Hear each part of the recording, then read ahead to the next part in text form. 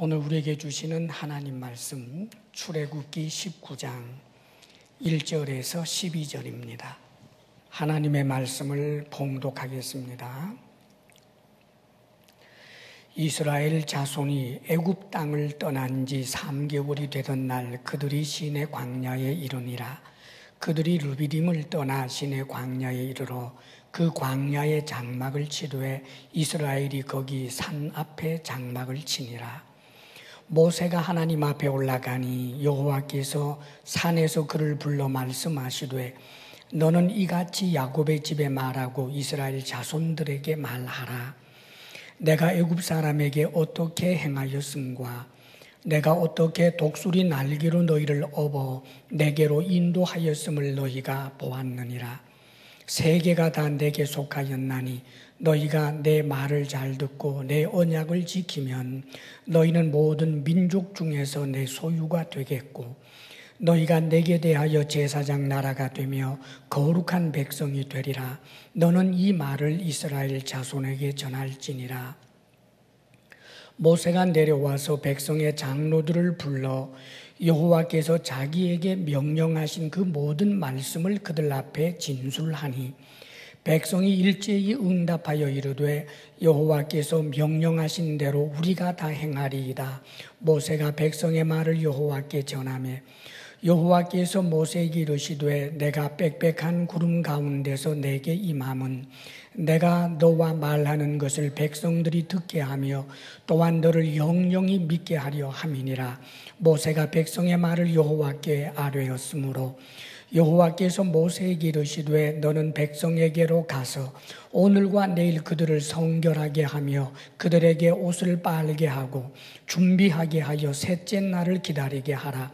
이는 셋째 날에 나 여호와가 온 백성의 목전에서 시내산에 강림할 것임이니 너는 백성을 위하여 주위의 경계를 정하고 이르기를 너희는 삼가 산에 오르거나 그 경계를 침범하지 말지니 산을 침범하는 자는 반드시 죽임을 당할 것이라. 아멘. 할렐루야. 네, 우리 인사하겠습니다. 오늘도 가장 밝은 미소로 여러분 서로에게 보여주면서 인사합니다. 축복합니다. 사랑합니다. 또 한 번 더 인사합니다. 앞으로 잘 지내요. 앞으로 잘 지내요. 예, 그래요. 예.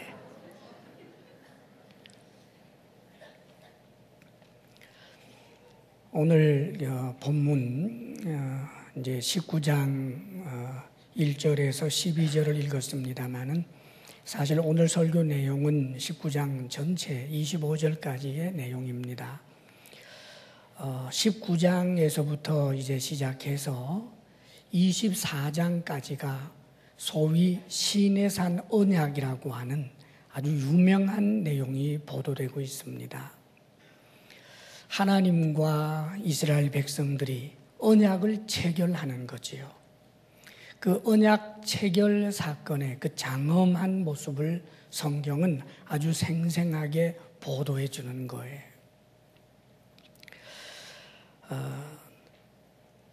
그래서 이 내용은 워낙 이제 그 엄청난 사건이기 때문에 어디에서 또 언제 있었는지 장소와 시간을 말해주고 있습니다.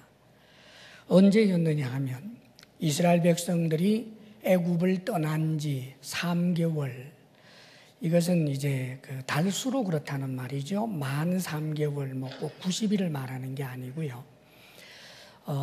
이스라엘 백성들이 그 애굽을 떠날 때 이스라엘 달력으로 1월 15일 경입니다. 그래서 학자들은 이때 이제 그 3개월이라고 하는 것을 날짜로 봐서 보통 50일로 보는 거예요. 여기에 이제 의미가 있는 거지요. 하나님께서는 이스라엘 백성들과 언약을 맺었지만 원래 하나님께서 아담과 하와에게도 언약을 맺었던 적이 있지요. 그래서 다시 한번 이제 하나님께서 당신의 백성이라고 할 수 있는 이 이스라엘 백성들하고 언약을 체결하게 되는데, 그때가 이스라엘 백성들이 애굽에서 그 어린 양을 이제 희생하고, 그래서 그 피를 문설주의 바름으로 인하여 죽음의 재앙을 면하고 나서 그날 이제 밤 새벽이 되겠죠. 탈출을 하게 됩니다. 그리고 나서 이제 한 50일쯤 지나서 하나님과 이스라엘 백성 사이에 언약이 체결이 되는 거예요. 이것은 신약에 와서도 그런 의미가 있습니다. 우리 예수님, 어린 양 되시는 예수님께서 십자가에 못 박혀 죽으시지요. 그리고 난 다음에 50일이 지나서 오순절 그럽니다. 오순, 이것은 그 한문으로 이제 50일이란 말이죠. 50일 만에 우리 성령께서 강림하시는 사건이 일어나는 거예요. 그래서 전날에 이스라엘 백성들하고 언약을 체결할 때는 하나님께서 돌비에 새겨주지만, 이제 신약 백성들인 우리 영적 이스라엘 우리들과 언약을 맺는 이 귀한 사건에는 성령께서 아예 우리 속으로 들어오는 거예요. 그래서 교회의 시작이 바로 성령 강림으로부터 시작이 됩니다. 신비에 아예 그 영혼 속에, 그 마음 속에 성령께서 이제 임재하심으로 이제 언약이 체결되는 것과 같은 거지요. 그렇기 때문에 이 구약에서 이 시내산 언약 사건은 얼마나 중요한 그런 의미를 담아내고 있는지 모릅니다. 어디에서 했느냐? 2절에 이렇게 되어 있습니다. 그들이 르비딤을 떠나 시내 광야에 이르러 그 광야의 장막을 치되 이스라엘이 거기 산 앞에 장막을 치니라. 거기 산, 그 산은 시내산을 말하는 거예요. 호렙산이라고도 하죠.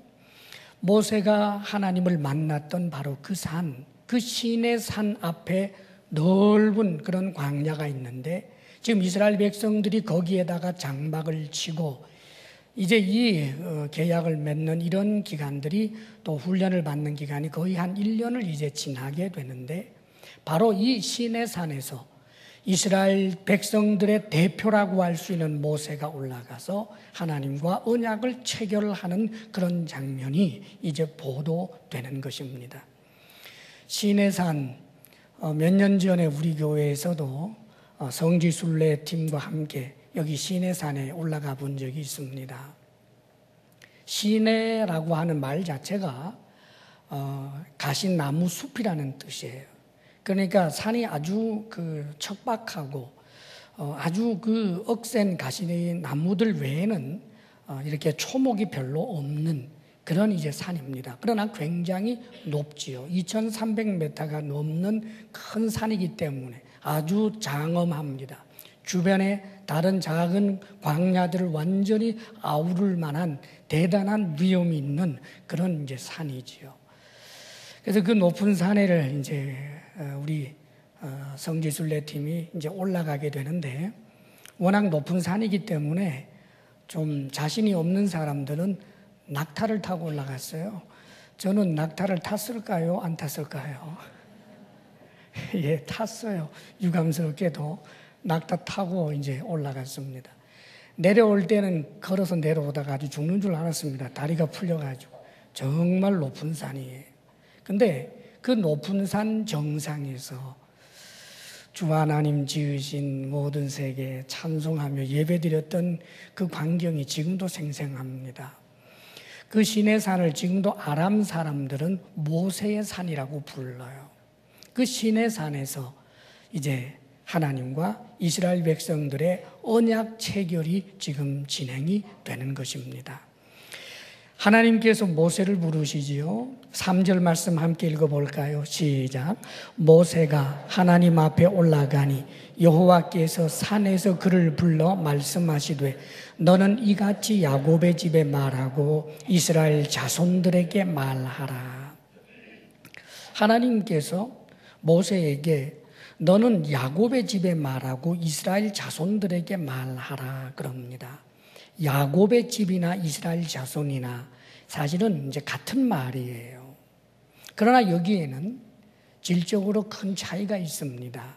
야곱은 아주 비천하고 비루한 삶을 산 사람입니다. 그러나 이스라엘, 야곱이 변해서 이스라엘이 되는데 이스라엘은 얼마나 영광스러운 이름인지 몰라요. 동일한 사람이 야곱이 이스라엘로 변했지요. 이제 하나님께서는 이 언약 체결을 하면서 이스라엘 백성들에게 너희들이 야곱으로 머무르겠느냐? 그렇지 않으면 이스라엘이 되겠느냐? 비천하고 비루한 삶을 사는 사람이 되겠느냐? 영광스러운 삶을 사는 그런 사람이 되겠느냐?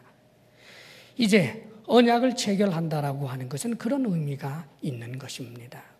그러면서 계속해서 이렇게 말씀을 하십니다. 4절을 함께 읽어보겠습니다. 시작.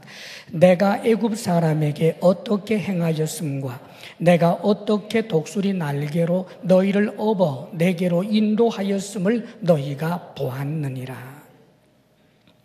하나님께서 이스라엘 백성들을 이제 불러서 언약을 체결할 때 어느 날 갑자기 뜬금없이 지금 언약 체결하자고 하셨던 게 아니에요. 하나님께서는 이스라엘 백성들에게 먼저 은혜를 베푸셨다는 말이지요. 애굽 사람에게 내가 어떻게 행한 것을 너희들이 다 보았다. 그리고 어떻게 독수리 날개로 너희를 업어 내게로 인도하였음을 너희가 보았다. 이스라엘 백성들 200만 명이라고 하는 그 공동체 전부가 부인할 수 없는 생생한 하나님의 은혜를 체험했었습니다. 하나님께서 생뚱맞게 나타나서 지금 언약을 맺자라고 한 것이 아니라 언약을 맺기 전에 하나님 살아계신 분이다라고 할 만한 분명한 증거가 될 은혜를 얼마나 많이 보여주셨는지 몰라요.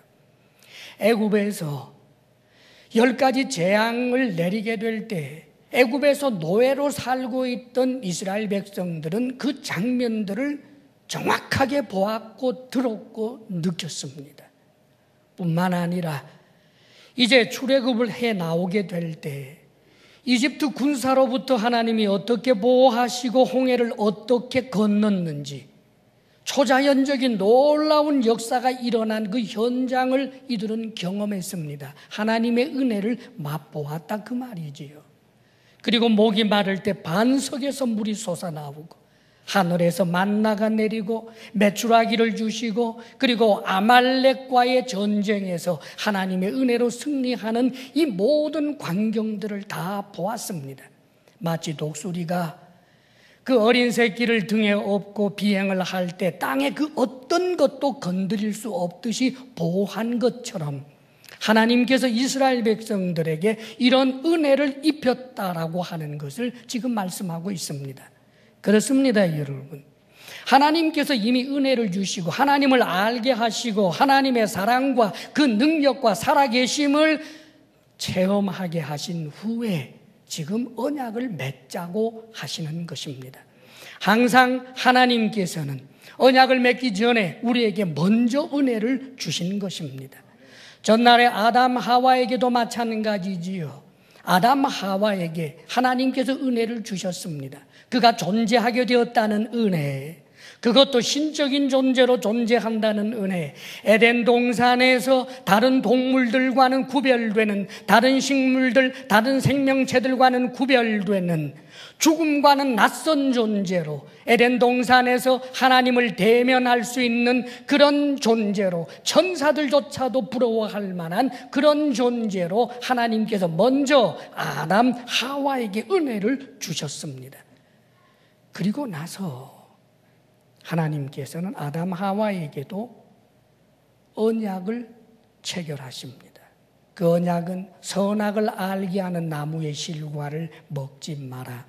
먹는 날에는 정령 죽으리라. 이 말씀은 선악을 알게 하는 나무의 실과만 네가 먹지 아니하면 지금 네가 누리는 에덴 동산, 너의 신적인 영광, 나와 함께하는 이 모든 영원하고 거룩한 것을 네가 영원히 누리게 될 것이다. 그 말씀입니다. 전날에 이스라엘 백성들의 조상이라고 할 수 있는 야곱이 바로 이런 은혜를 입었던 사람입니다. 야곱은 비루한 자, 비천한 자였습니다. 이 세상의 삶의 목적을, 이 땅의 부귀영화를 누리는 것을 최고의 삶의 목표와 목적으로만 알았던 사람. 그래서 자신이 장자가 되지 못해서 장자가 얻을 수 있는 것을 자신이 취할 수 없다라고 하는 것 때문에 혈육을 돌아보지도 않고 아버지를 속이고 형까지 속여서라도 장자가 받을 수 있는 그 재산의 모든 권한을 받아 누리려고 했던 악한 사람, 비루한 사람, 비천한 사람이 야곱이었습니다. 그런데 사랑하는 여러분, 야곱이 형의 얼굴을 피해서 형에게 맞아 죽기 싫어서 외삼촌 집으로 자신의 몸을 의탁하기 위하여 가던 도중에 하나님이 이 야곱에게 은혜를 베푸시지 않습니까? 하나님께서 야곱에게 은혜를 주셨습니다. 나는 너의 조부 아브라함의 하나님, 너의 아버지 이삭의 하나님이다. 내가 너와 함께 하겠다. 동서남북을 바라보아라. 네가 보는 이 모든 땅을 내가 너에게 주겠다. 내가 너와 함께 하겠다. 놀라운 은혜를 야곱이 입었습니다. 야곱이 어떤 공이 있어서 그 공적 때문에 하나님이 은혜를 주신 것이 아니라 비루하고 비천한 죄덩어리 야곱에게 놀랍게도 하나님께서 은혜를 주셨습니다. 그런데 야곱은 하나님께로부터 받은 이 은혜에 대해서 바르게 응답할 줄 아는 사람이었습니다. 야곱은 하나님의 은혜를 입고 난 다음에 하나님의 은혜 앞에 그가 응답합니다. 이제 외삼촌 집에 가서 살면서 외삼촌이 계속해서 자신을 속이고 억울한 일을 하지만 그럼에도 불구하고 야곱이 함께 속이면서 같이 맞붙어 악에 대하여 악으로 싸웠던 것이 아니라 그럴 때마다 그는 하나님을 찾고 하나님께 나아갑니다. 그런 세월 20년 보내고 이제 다시 고향으로 돌아가는 때 어떻게 하면 좋습니까? 자신의 형이 20년이 지났지만 그 원한을 잊지 못하고 사병을 거느리고 자신을 죽이겠다고 온다라고 하는 소식을 접한 다음에 야곱은 역시 하나님의 앞에 그 은혜 앞에 바르게 응답하는 모습을 보입니다. 자신도 돈이 많으니까 돈으로라도 사병들을 사서 그리고 실력 행사를 해서 형이 나를 죽이려고 한다면 나는 더 큰 군사력을 가지고 형을 죽이겠다라고 맞서는 것이 아니라 하나님께로 나아갑니다. 애통해하고 통곡하며 하나님을 부르고 찾습니다. 사랑하는 여러분, 이것이 바로 은혜에 대한 응답인 것입니다.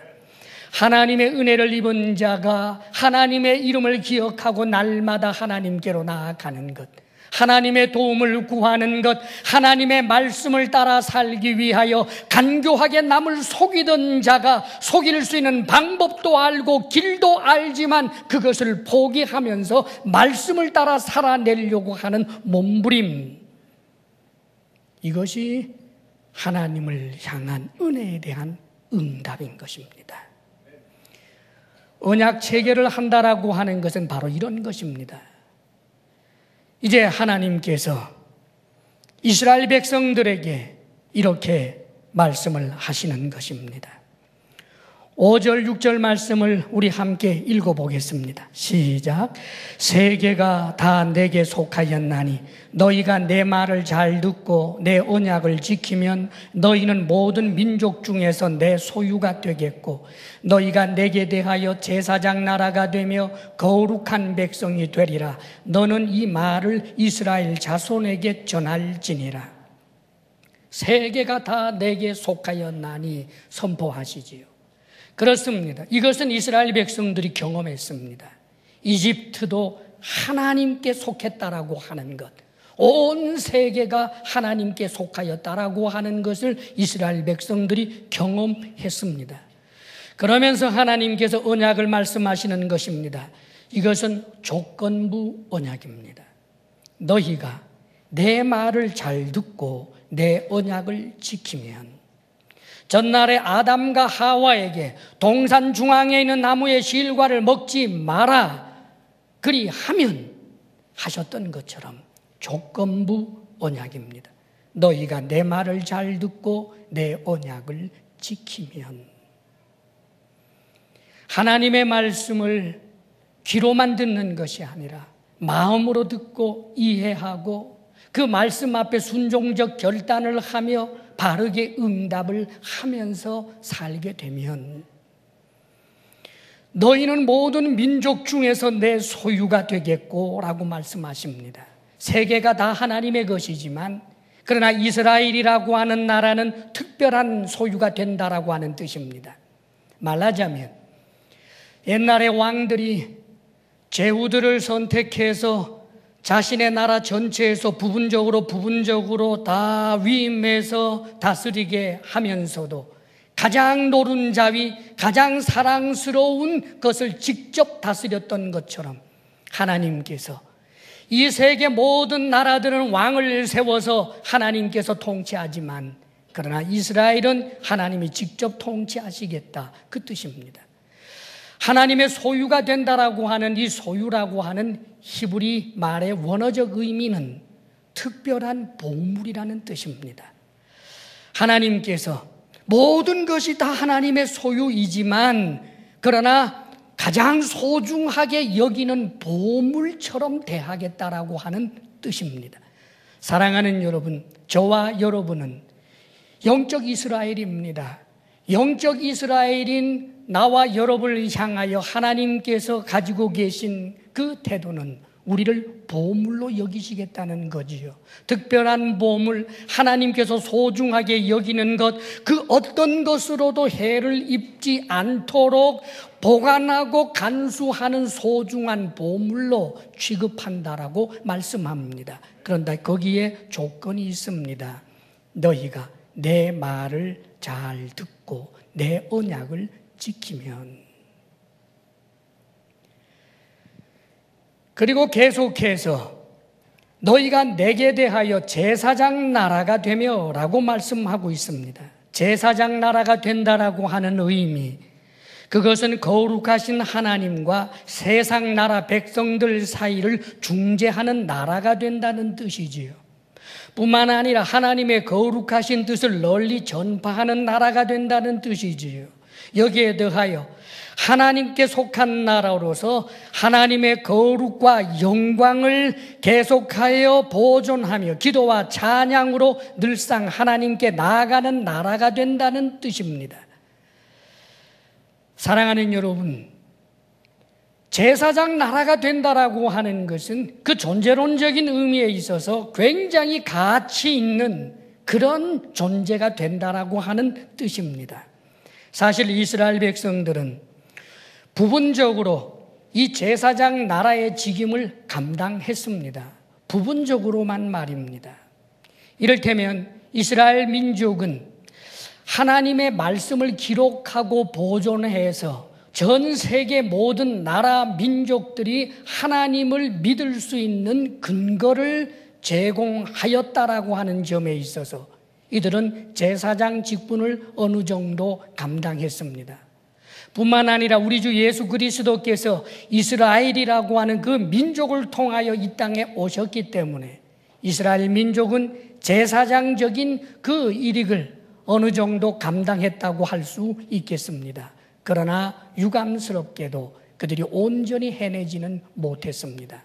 왜냐하면 그들은 선민의식에 빠지고 자신의 민족에 대한 우월의식 때문에 축복의 통로로서 다른 이방 나라에게 복이 전달되게 해야 하는 그 역할을 이해하지 못해서 이방 민족을 오히려 업수히 여기는 그런 태도 때문에 결국은 이 제사장 직분을 이스라엘 백성들은 제대로 감당하지 못하고 말았습니다.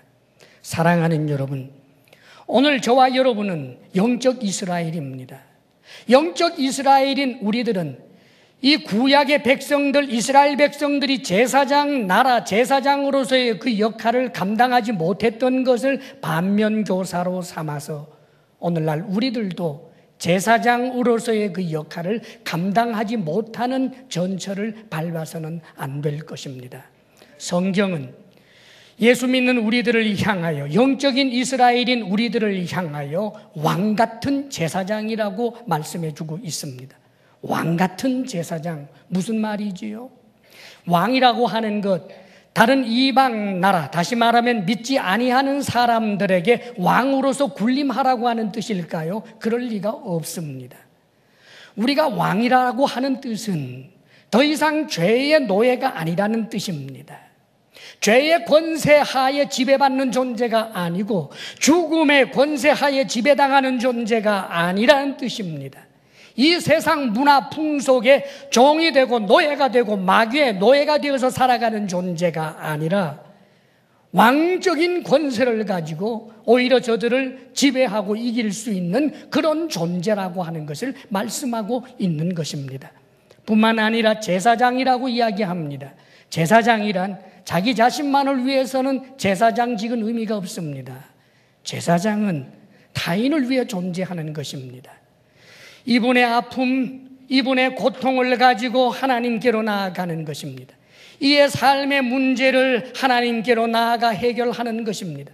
하나님과 사람 사이에 원수가 되어 있었던 그 원수된 담을 예수 그리스도의 복음을 전함으로 인하여 하나님과 원수되었던 이가 하나님의 자녀가 되게 하는 축복의 통로가 되는 것, 그것이 바로 제사장직을 감당하며 사는 것입니다. 사랑하는 여러분, 무엇이 되고 싶습니까? 수많은 사람을 거느리고 수많은 사람들 위해서 군림하며 살아가는 것, 그것이 삶의 목적입니까? 사랑하는 여러분, 우리는 그럴 수 없지요. 우리는 내가 남에게 걸림돌이 된다거나 내가 남에게 피눈물을 흘리게 하는 장본인이 되는 것, 그런 삶의 길을 우리가 원할 수 없습니다. 우리는 축복의 통로가 되어야 합니다. 내가 존재한다는 것, 그래서 그것이 다른 사람에게 축복이 되고 다른 사람에게 힘이 되고 유익이 된다라고 하는 그런 삶, 그것은 내 존재 가치가 얼마나 대단하게 되는 것인지 모릅니다. 사랑하는 여러분, 존재론적으로 내가 이렇게 가치 있고 유익한 존재가 된다는 것 얼마나 감사한 일입니까? 그러나 기억하십시오.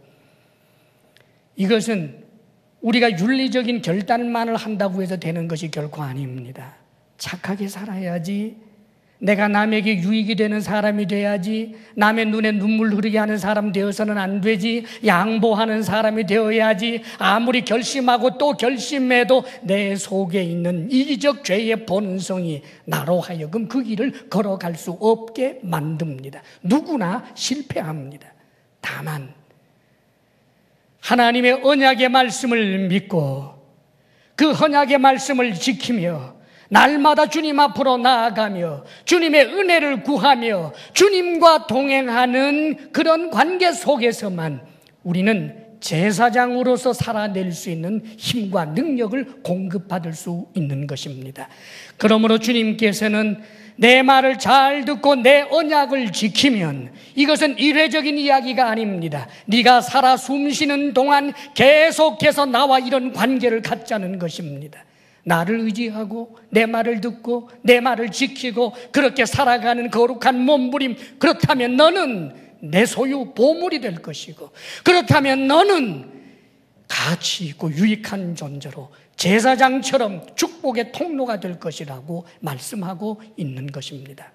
뿐만 아니라 거룩한 백성이 될 것이라 말씀하십니다. 거룩한 백성, 거룩하다라고 하는 것은 하나님에게만 붙여집니다. 인간은 누구도 거룩할 수 없습니다. 아무리 돌을 닦아도, 아무리 자기 연말을 해도, 아무리 자아 실현을 해도 어느 누구도 스스로 거룩할 수 없습니다. 거룩하다는 것은 하나님 수준이 되는 것을 의미하기 때문입니다. 그런데 놀랍게도 하나님께서는 우리를 거룩하신 하나님과 하나가 되게 하시겠다라고 하는 그런 뜻입니다. 사랑하는 여러분, 이것은 조건부 언약입니다. 너희가 내 말을 잘 듣고 내 언약을 지키면. 사랑하는 여러분, 우리가 예수 그리스도를 믿는다라고 하는 것은 하나님의 말씀을 믿고 따르겠다라고 하는 것을 의미합니다. 사랑하는 여러분, 우리가 언약을 잘 지킨다라고 하는 것은 율법적 의미에서 행위의 완성을 말하는 것 아닙니다. 어느 누가 있어서 자신의 행위의 완전함으로 하나님 앞에 이런 엄청난 선물을 받을 수가 있겠습니까? 어느 누구도 행위의 완성을 이룰 자는 없습니다. 그러나 믿는다라고 하는 것은 행위가 없다라고 생각하는 것 잘못입니다. 왜냐하면 믿음, 살아있는 믿음에는 반드시 행위가 따라옵니다. 다시 말하면 내가 예수님을 믿는다라고 하는 것은 미신이나 주술이 아니라는 말이지요. 나는 예수 믿어 라고 말하면서도 그 말의 의미를, 그 깊이를, 그 넓이를 전혀 알지 못한 채, 예수님이 나에게 어떤 일을 했는지도 알지 못한 채, 예수님이 나를 어떻게 사랑하는지도 알지도 못한 채, 네가 예수 믿으라고 하니까 내가 믿어줄게 라고 하는 한마디 했다라고 해서 구원을 얻게 되는 것은 아니라는 말입니다.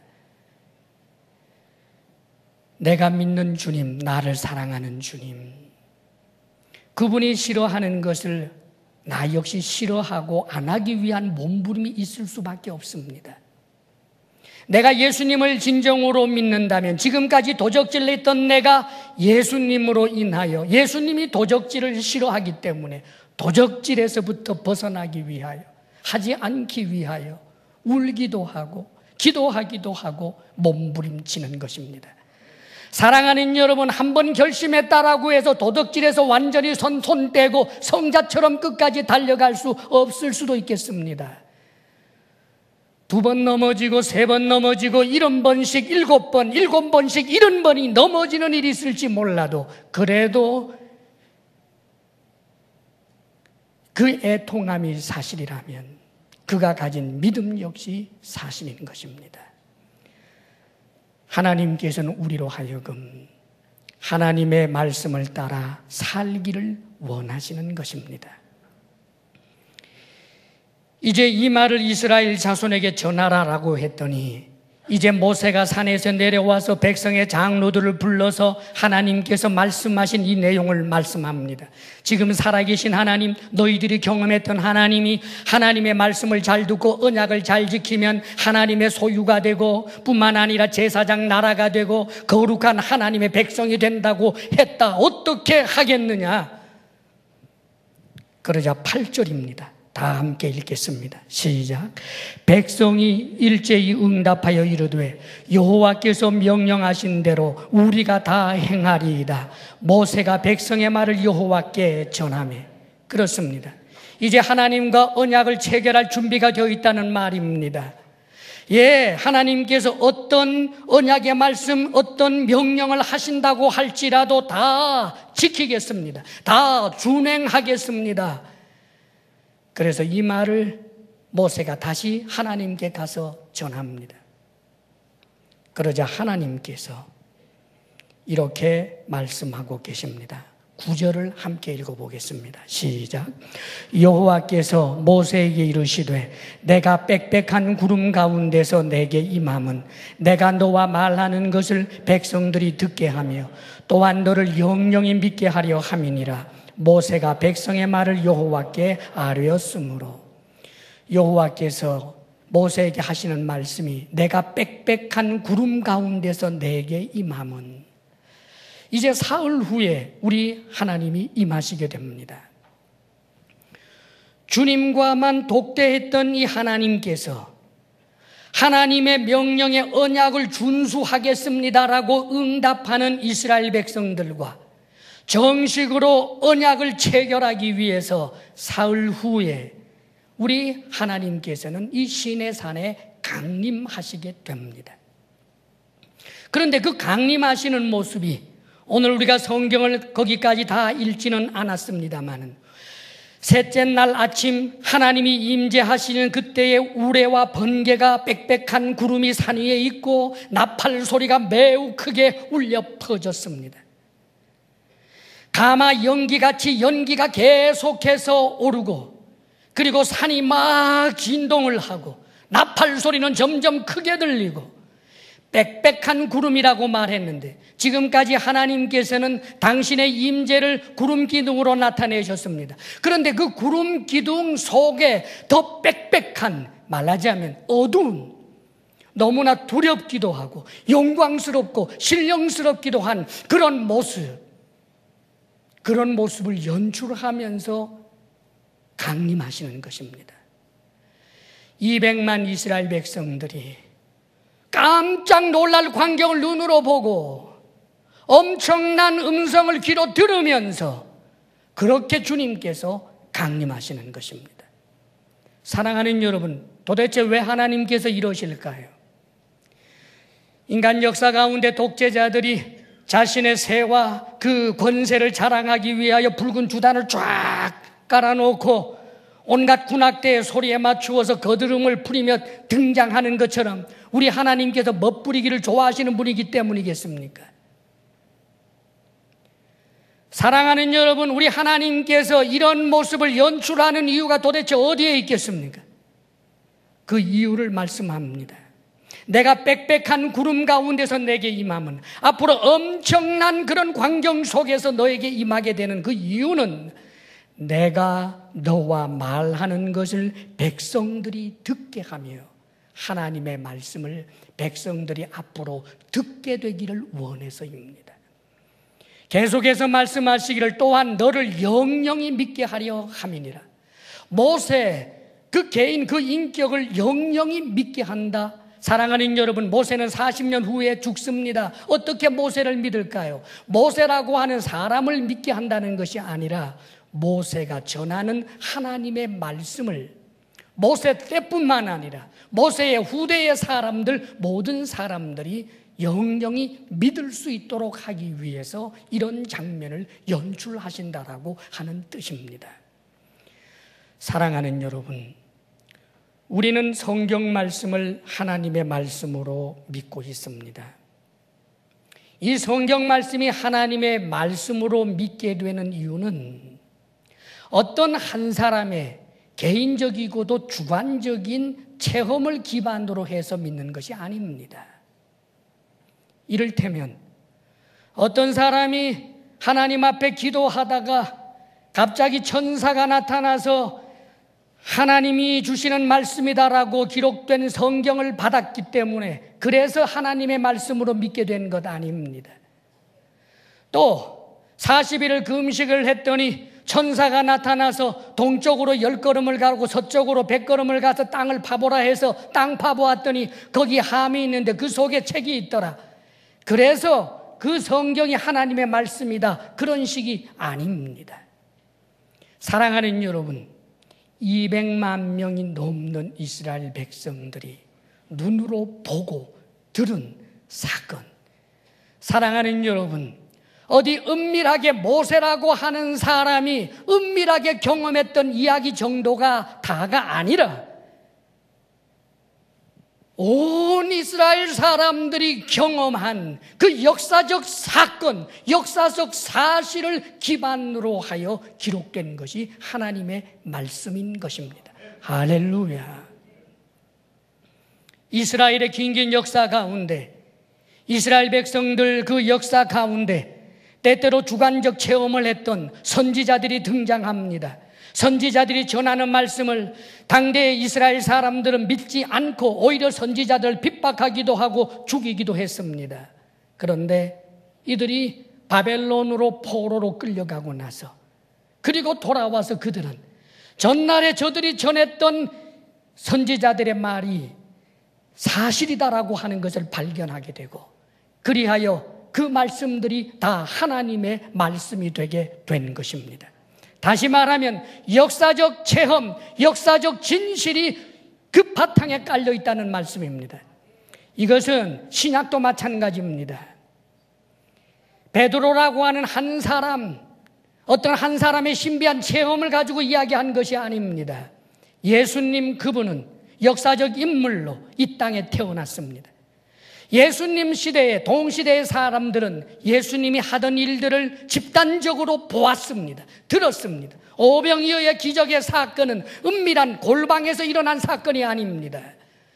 5천 명이 넘고 남녀를 다 포함하면 2만 명도 넘는 자리에서 일어났던 그 엄청난 사건들, 어느 누구도 예수님이 하신 일을 부인할 수 없는 그런 사건들 가운데서 특별히 예수님과 함께 먹고 자며 살았던 12사람의 제자들이 이분은 하나님이십니다라고 고백할 수밖에 없었던 역사적 사건, 사실을 기반으로 하여 복음서가 기록된 것입니다. 사랑하는 여러분, 우리가 믿는 성경 말씀, 이것은 바로 하나님의 말씀이라는 사실을 기억하시기를 바랍니다. 우리 하나님께서는 하나님의 백성들이 하나님의 말씀을 듣기를 원하십니다. 왜냐하면 우리가 살 수 있는 것은 하나님의 말씀을 듣고 그 말씀을 따라야만 살 수 있는 존재이기 때문입니다. 사람이 떡으로만 살 것이 아니요 하나님의 입에서 나오는 말씀으로 살 것이라 하셨습니다. 그렇기 때문에 하나님께서는 에덴 동산에서부터 노아에게, 그리고 오늘 이 시내산에서, 그리고 나중에 예수 그리스도를 통해서도 끊임없이 하나님의 말씀을 선포하고 있고 이 말씀을 따라 살 것을 요구합니다. 이 말씀에 대한 응답이 우리를 영원히 살게 하는 것이기 때문입니다.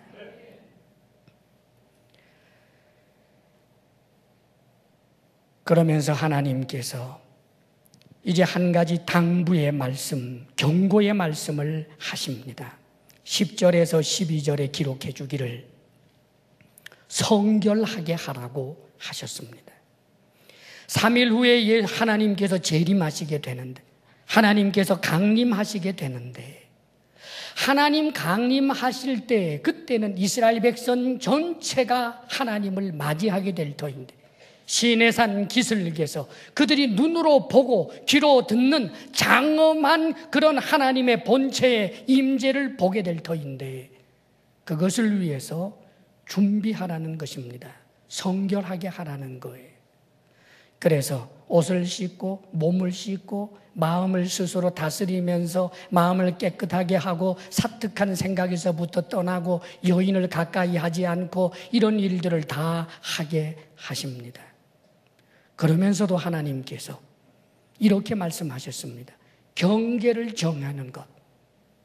이 경계를 정해놓고 모세 이외에 다른 사람이 이 경계를 넘어 들어오지 못하게 하라. 만일 경계를 넘는 자가 있다면 손을 대어 죽일 것도 없이 돌을 들어서 때려 죽이라라고 하는 무서운 말씀을 하십니다. 이스라엘 백성들이 스스로를 성결하게 하는 이런 노력을 한 후에 드디어 사흘 후가 되었습니다. 제3일째 되는 날 우리 하나님께서 장엄하고 놀라운 그런 광경을 연출하시면서 시내산에 강림하게 될 때 이스라엘 백성들도 시내산 기슭에서 그 모든 광경들을 목격합니다. 하나님께서 따로 모세를 이리 오라 하셔서 구별되게 하나님께 가까이 나아간 모세에게 다시 하나님은 놀라운 말씀을 하십니다. 이스라엘 백성들이, 저 백성들이 경계를 넘어서 들어오지 못하게 하라. 모세가 말합니다. 하나님의 말씀을 따라서 거기 파수꾼들 다 세워놓았고 아마 아무도 건너오지 않을 것입니다. 그러자 하나님 말씀하십니다. 내려가서 또 점검해라. 그러면서 24절 마지막에 보면 백성에게는 경계를 넘어 나 여호와에게로 올라오지 못하게 하라. 내가 그들을 칠까 하노라. 사랑하는 여러분, 도대체 하나님께서 왜 이러실까요? 우리 하나님은 어떤 분이시기에 이러는 것입니까? 당신의 소유를 삼고 제사장 나라가 되게 하며 거룩한 백성이 되게 하시겠다라고 하는 이 언약을 체결하시는 이 마당에 왜 하나님께서는 모세 이외 다른 사람들에게 경계를 정해놓고 넘어오지 못하게 하라, 이 말을 반복하고 또 반복하고 강조하시면서 내가 저들을 칠까 하노라 그렇게 말씀하십니까? 이분이 하나님이십니다, 여러분. 하나님, 그분은 거룩하신 분, 죄를 절대로 용납하실 수 없는 하나님이십니다. 사랑하는 여러분, 오늘 이 말씀에서 우리는 하나님의 희생과 하나님의 인내를 보아야만 합니다. 우리 하나님께서 경계를 정해놓고 조금 더 멀리 있다라고 해서 하나님이 편하실까요? 아닙니다. 죄인들인데 그 경계 바깥에 있다고 할지라도 하나님이 자신을 본체를 드러낼 때 저들이 백리를 떨어져 있고 천리를 떨어져 있어도 하나님은 여전히 불편하십니다. 죄악 가득한 인생을 볼 때 단박에 진멸해버리고자 하는 심판의 하나님, 죄에 대해서 조금도 눈 감을 수 없는 그런 무서운 심판의 하나님, 창세기로부터 요한계시록까지 일관되게 우리 하나님은 죄를 심판하시는 무서운 하나님인 것입니다. 그 하나님이 지금 참고 참으면서 경계를 정해놓고 그 경계만 안 넘어온다면 내가 참을게 하면서까지, 사랑하는 여러분, 구원하고자 하는 하나님의 백성을 구원기 원하시는 우리 하나님의 열심을 우리는 보아야 합니다. 그들이 스스로 성결케 했습니다. 수세미로 박박 씻었을 것입니다. 옷을 빨고 또 빨았을 것입니다. 깨끗한 생각하느라고 노력했을 것입니다. 그런데도 그것 가지고 하나님께 가까이 갈 수 없었습니다. 영적 이스라엘은 오늘 우리들은 어떨까요? 사랑하는 여러분, 나중에 이 인간 나라가 끝이 나고 하나님의 나라가 이 땅에 편만하게 이루어질 때, 우리 주님께서 재림하시게 될 때, 이 세상의 군왕들과 이 세상의 나머지 나름대로 윤리 도덕에서 충실했다 생각하며 하늘을 우러러 부끄러움이 없다라고 생각했던 모든 윤리 도덕 철학가들이 보좌 위에 앉으신 이의 얼굴을 보면서, 그 엄청난 광채와 영광을 보면서, 산이여 내게 무너져서 내 얼굴을 가려다오, 바위야 내게 무너져서 저 보좌에 앉으신 얼굴을 보지 못하게 해다오 하며 벌벌 떨게 될 것입니다. 그러나 사랑하는 여러분, 저와 여러분은 성결케 하는 것이 스스로 우리 자신을 씻어서 성결케 하는 것이 아니라 예수 그리스도의 보혈로 거룩하게 되었으므로, 예수 그리스도의 보혈로 말미암아 주님의 의로움만큼 우리가 의롭게 되었으므로 하나님을 보면서 두려워 떨고 움찔거리는 것이 아니라 아빠 하며 그분에게 나아가게 될 것입니다. 가장 친근한 내 아버지, 가장 다정한 내 아버지인 것처럼 그분 앞으로 가서 그분 곁에 서서 이 땅에 이루어지는 하나님 나라를 천군 천사와 더불어 찬송하게 될 것입니다.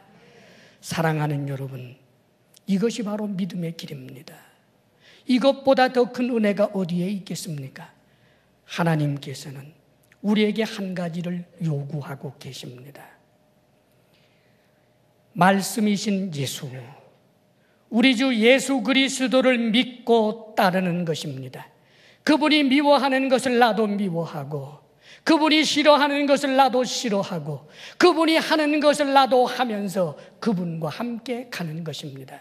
이것이 영적 이스라엘이 하나님의 언약의 말씀 앞에 응답하는 방식인 것입니다. 사랑하는 여러분, 믿음의 길을 끝까지 달려가시기를 바랍니다. 때때로 우리의 행위가 주님 앞에 부끄러울 때도 있을 것입니다. 그러나 그럴 때 다시 주님 앞으로 나아가고 회개하고 새롭게 결단하며 죄에 대해서는 피 흘리기까지 싸우며 주님과 동행하는 것입니다. 믿음은 미신이 아닙니다. 믿음은 주술이 아닙니다. 부적 하나 붙이면 복이 오는 것처럼 나 예수 믿어 이 말 한마디 탁 뱉으면 저절로 하나님의 자녀가 되고 저절로 천국을 소유하게 되고 하나님은 꼼짝도 할 수 없는 그런 것 아닙니다. 예수님을 믿는다는 것은 그분과의 관계입니다. 인격적 관계인 것입니다. 사랑하는 여러분, 다만 우리가 주님 앞에 눈물 젖은 눈으로 나아갈 때 절대로 우리를 외면하시지 않을 분, 그분은 우리를 사랑하시기 때문입니다. 이 말씀을 믿고 주님 앞으로 나아가는 것입니다.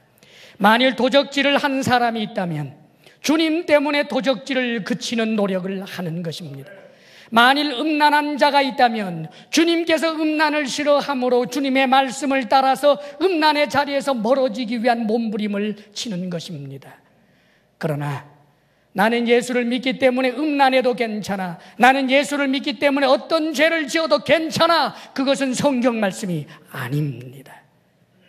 애통하는 자가 복이 있는 것입니다. 여러분, 사랑하는 여러분, 하나님께서 우리에게 요구하시는 것은 율법적 의미에서 행위의 완성을 말하는 것 아닙니다. 다만 그분과의 바른 관계입니다. 날마다 주님을 찾고 주님 말씀을 귀하게 여기고 주님 말씀을 무겁게 여기고 그 말씀을 따라 살면서 주님을 찬양하십시다. 우리에게 주어질 영원한 영광을 생각하며 승리할 수 있기를 주의 이름으로 축원합니다. 기도하겠습니다. 이제 이 시간 간절한 마음으로 우리 스스로를 돌아보며 결단하기를 원합니다. 우리 주님께서 십자가에 못 박혀 죽으셨습니다. 당신이 흘린 보혈은 언약의 피라고 말씀하셨습니다. 우리 주님 따라서, 말씀이신 주님 따라서 동행하기를 바랍니다.